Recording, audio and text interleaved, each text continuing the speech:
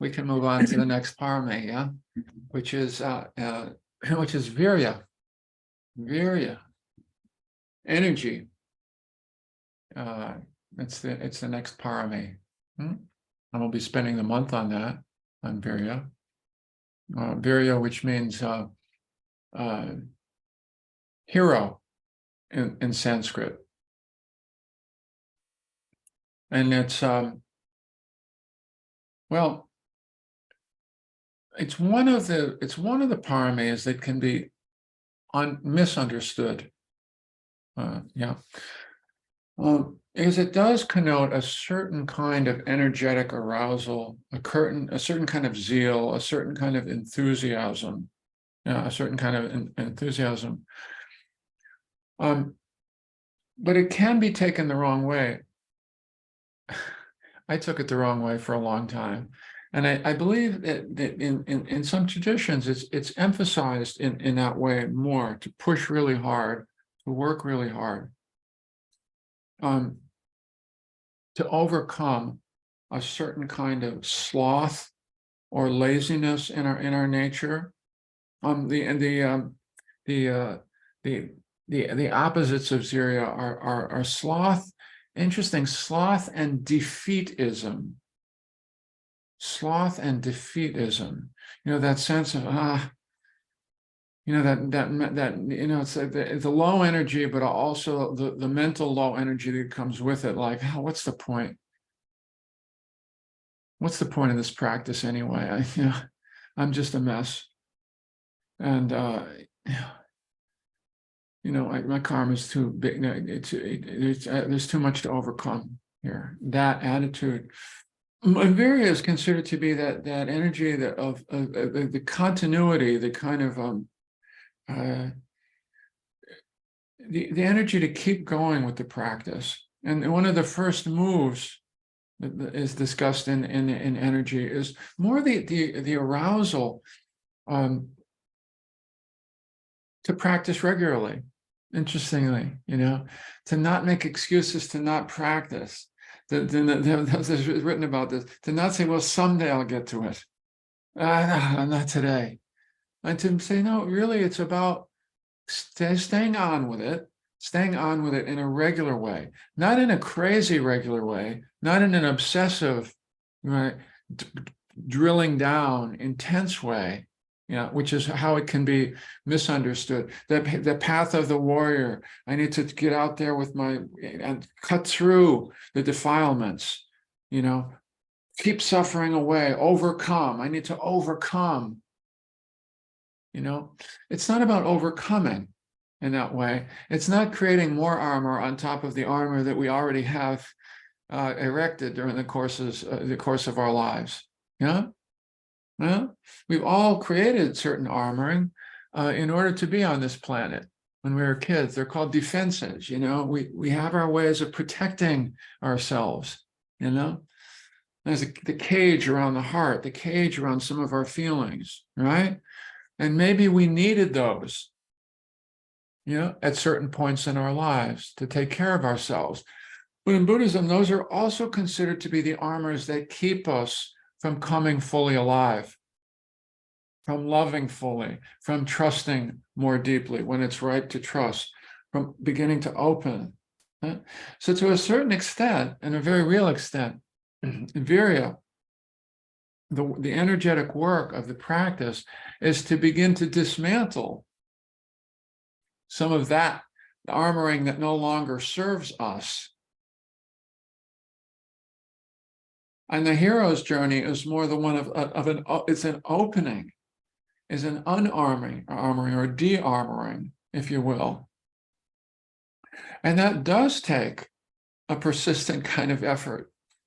We can say softening and allowing all day long, but it takes effort. It takes a certain orientation. It doesn't just happen by itself. The loosening of some of our armoring doesn't just happen by itself. It requires an engaged kind of attention and a kind of commitment. And it requires a kind of a willingness and some of the qualities that we've talked about, a willingness to see what's going on in there and to see where the armoring that's in there, or the rigidness, the tightness, the binding, as Susan will remind us, the binding, where is that binding? How is it alive in me? How have I been carrying this around for my whole life? Wow, look at this. Let me feel into this. And rather than turning away from it, it invites us to turn toward it, turn toward it so we can undo it. We can't undo our armoring until we have the courage to begin to turn toward what's difficult and to begin to invite it into our contemplation, and to begin to, what does it really mean to soften around stuff that I have not yet softened around? Yeah. I love this poem. It's a favorite poem of mine by Emily Hirschfield, which speaks to this. Actually, it speaks to what I would suggest is the wrong kind of understanding of Virya, and the right kind of understanding of Virya is captured in this little poem. Okay. Even now, this is someone who's been practicing a long time, decades, Jane Hirschfield. Even now, decades after, I wash my face with cold water. This is for early morning meditation practice. This is very common in Zen. I did that for years. Splash water in your face early in the morning to help wake up in the morning. Because in Zen centers, they don't have coffee. It's not allowed.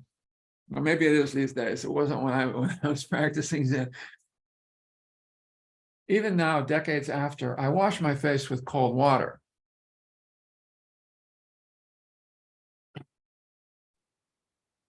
Excuse me.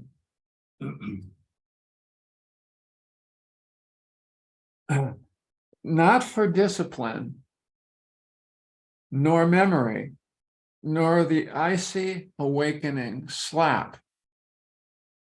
but to practice choosing to make the unwanted wanted.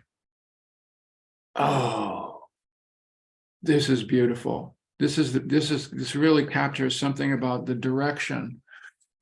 Right virya. It captures right virya. What is the kind of energy that we want to bring to our practice? You see, not for discipline, not to go, and I was to splash water in my face and come on, buddy, wake up, wake up. Literally, I would speak to myself in that way as I was splashing water in my face. And she did that too. She no longer does it for that reason. Yeah. But to practice choosing to make the unwanted wanted, to see where the binding is and to begin to unbind, to begin to welcome, to not say, oh, I don't want to look at this, I don't want that, get away, get away, get away, then I'll be happy, go away, go. No, it's a movement of inclusion. And the challenging part of inclusion is to welcome those parts of our humanity that we have not turned toward,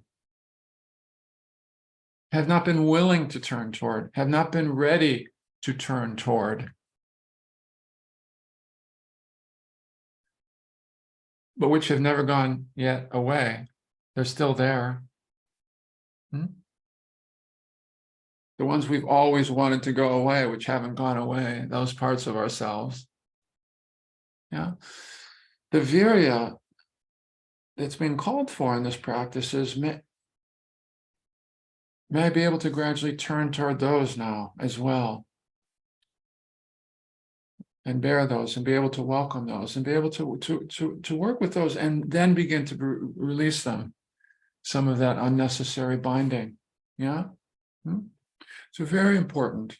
And obviously we'll be spending some time on it this month. Virya.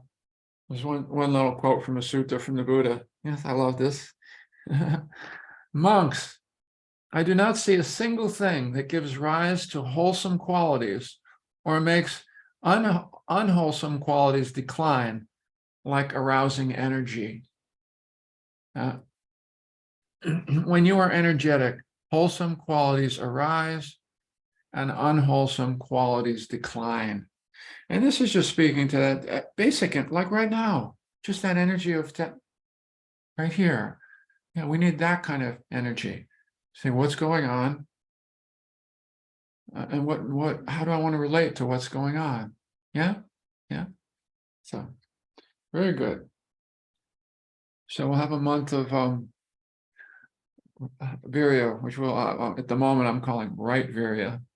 Yeah, I say that because I practiced wrong Virya for a very long time, and I know that it's a tendency in this culture and at this time to want to work over hard in our meditation practice, and in particular to work over hard to try and manage, keep certain things at bay, organize, orchestrate, steer the boat, and